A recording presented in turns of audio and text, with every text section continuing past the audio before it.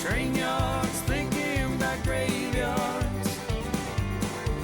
I wonder, Lord, what would they ever write on mine?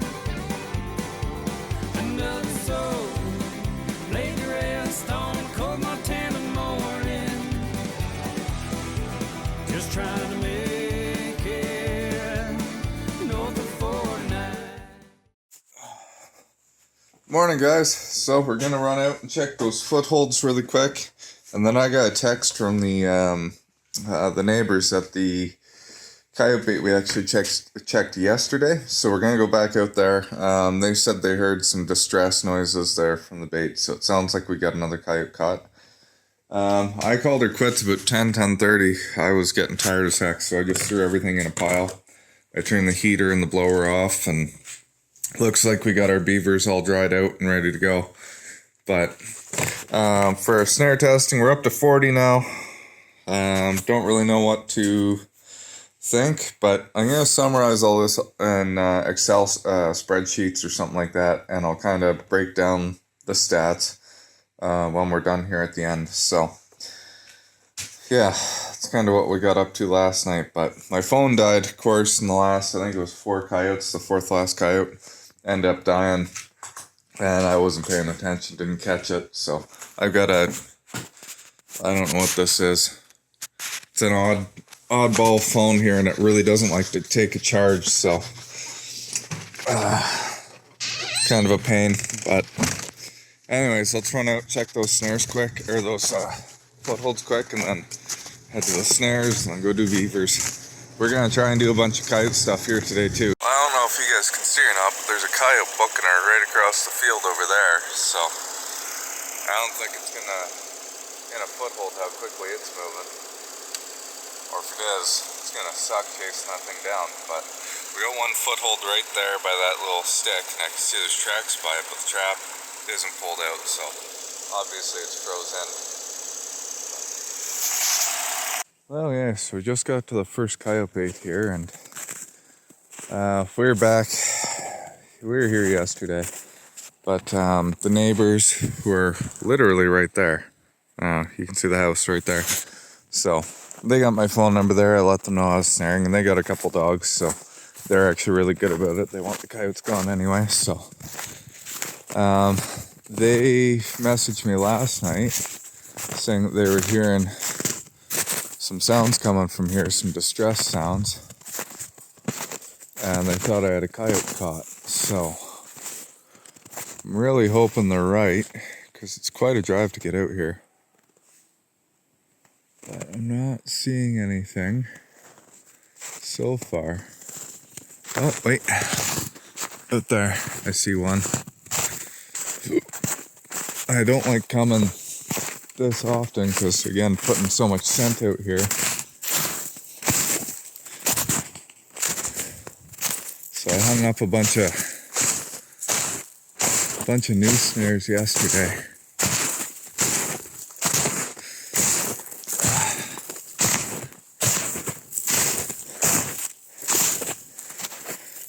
That is, oh, it's his belly. I was gonna say that is odd color. But yeah, that's probably the one. So, not seeing anything else. But yeah, this is one of my brand new snares I just put up yesterday. And where the heck was it? Oh, it was set over in that trail right there. So you can see he ran over here, got tangled up, didn't do much of a mess, and he's done. That's wicked. Okay, well, I'm gonna reset this snare. I can see everything over here is empty. We'll check the last 8 or 9 snares over there. And I don't think there is, because I can see most of them already. But yeah, got lucky. I just had the snare there. Like, I stood all these branches up. This is wide open. I just put those branches in there like that. I think there was one little twig, that one there, that they pulled out that was kind of leaning over. Little chin up stick. But other than that, I can just put the snare straight back into that hole and go again. Right, Jack? Hey, buddy? Okay. We'll catch you probably at the beaver spots or something. I don't know. See what I get up to next. Okay, this is making the trip a little more worthwhile. We got number 2 here. So, but that's it. Now I can literally see every other snare from over here. But I don't know. This one's pretty weak looking. He's dead, but let's take a quick look at his hide. The other one looked a lot nicer from what I could tell.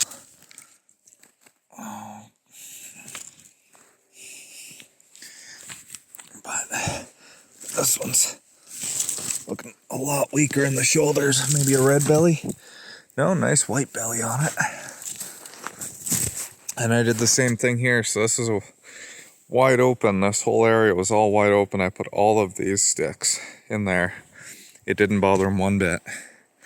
So don't be afraid to block them in. If you got big wide open trails, like it literally looked like this.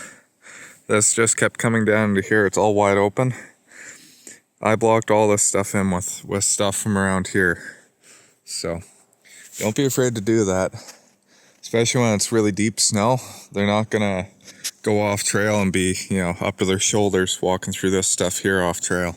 So, but when I'm resetting this, I'm gonna walk over here and then around, set my snare, and come back out. And that way I'll walk on the trail. These tracks here, I might take a willow and just sweep them as I back out. So, a couple of tips for you, but in general, don't be afraid of spooking coyotes. If you don't have trails to set on, this is wide open area. They could literally walk anywhere.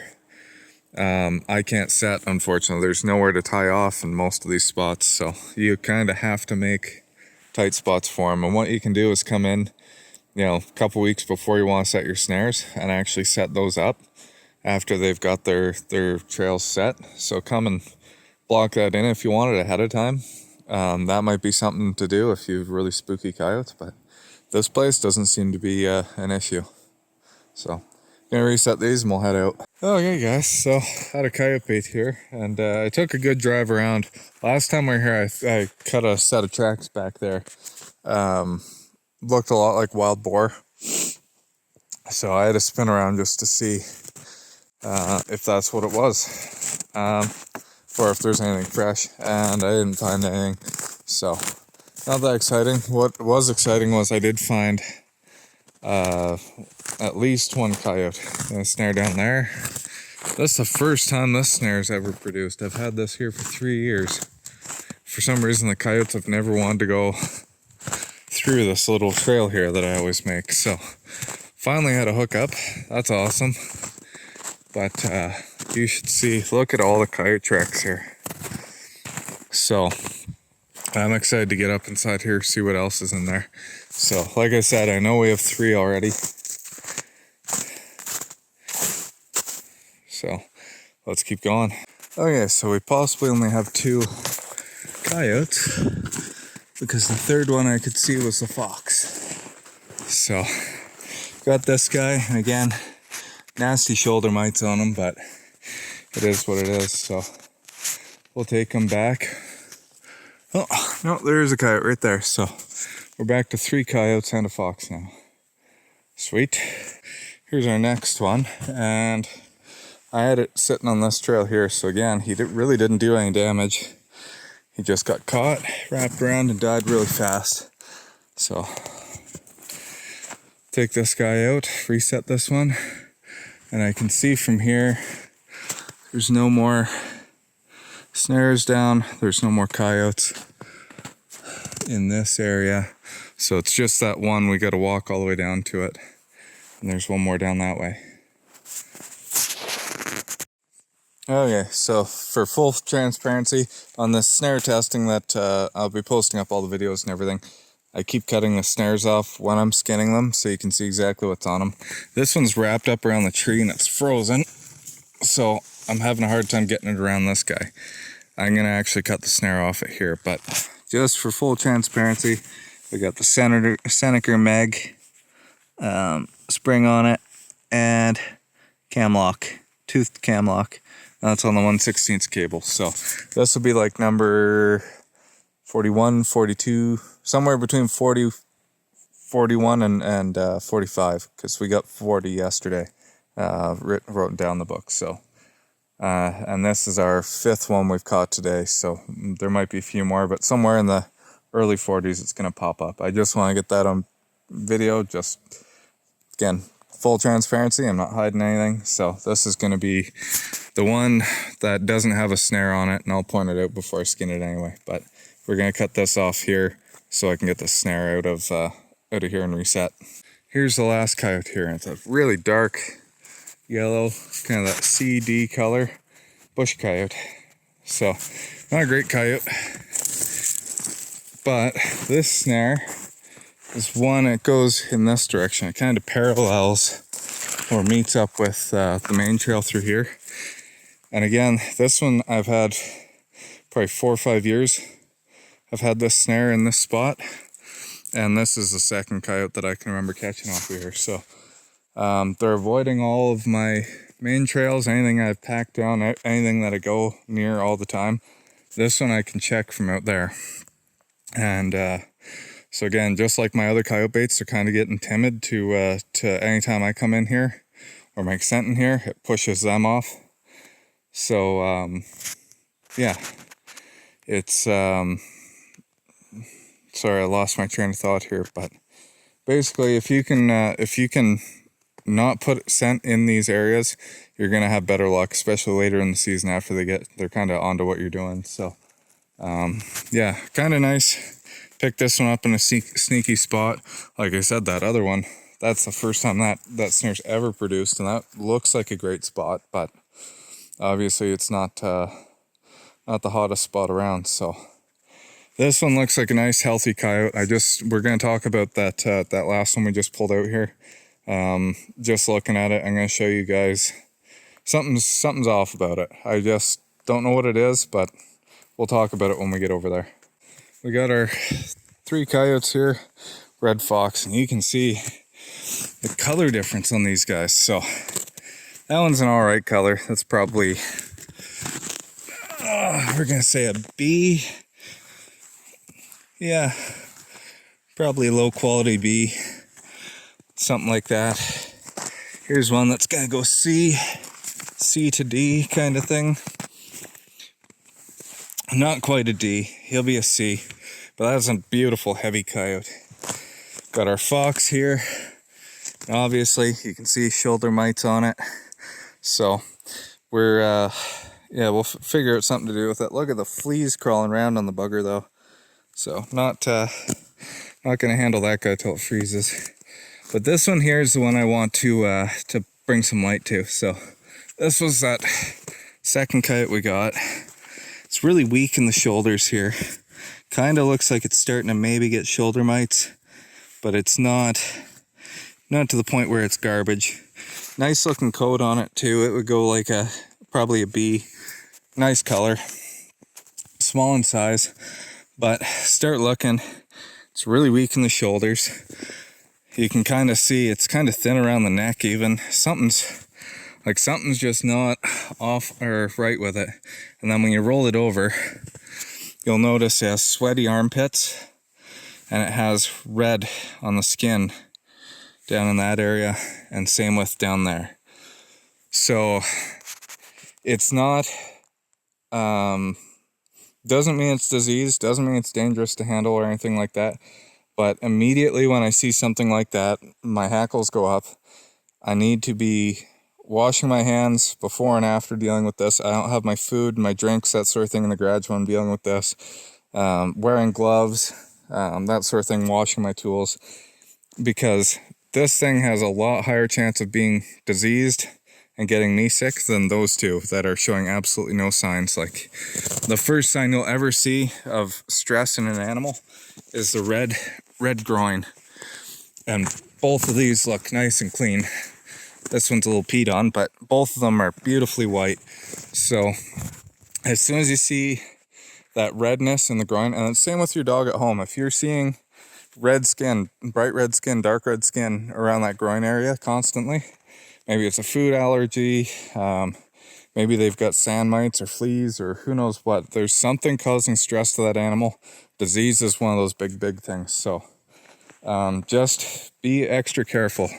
And again, anytime you see sweaty, like there's that sweaty matted hair in there, huge red flag. So on top of seeing the sweat and the red in the belly, I can see he's weak on the back and that sort of thing. I know something's off with it. I don't know what, but I'm not going to take that chance handling him improperly, that sort of thing. So just be aware of that. This one is, I would say, a pretty minor case of something going on with it. I've had ones that look like they just got out of the shower. They're just greasy, wet, soaked for no reason. I've shot them while out hunting. Those are, I don't even touch them. They lay wherever they drop. Same with if we catch them in the snares. There's that one really mangy one the other day. I didn't even touch it. I drug it out by the snare to where the birds can eat it. I cut the snare off of it. I threw the snares in a jar. I didn't even touch that coyote with my hands or my gloves. Like, there's times when it's not worth it. But at the same time, don't be throwing out good fur. This thing still has really good fur on it. We'll use it because it's not garbage, obviously. But just be careful. That's basically what I'm trying to get to you. So same with shoulder mites. You don't really want to, bring that home to your pets, that sort of thing. So put your flea stuff, your flea tick and deworming stuff on your dogs. Keep up to date with that sort of thing. I know it's not cheap, but it could save you a lot of issues down the road. And again, you don't want that getting onto your kids, your wife, that sort of thing. So especially your wife, she'll make your life miserable, or can. So yeah, just be aware of that. That's one I really want to stress. So be safe out there when you're dealing with the coyotes. Well, anything. Tularemia will kill humans just as quick as anything else. So, and that's in beavers and muskrat. Anyways, let's load these up, head to the next spot. I forgot, just before we head out, there's a couple of trails they've made. This one I can't, it's not great for putting a snare on. But this one here, I'm going to put a snare right in there.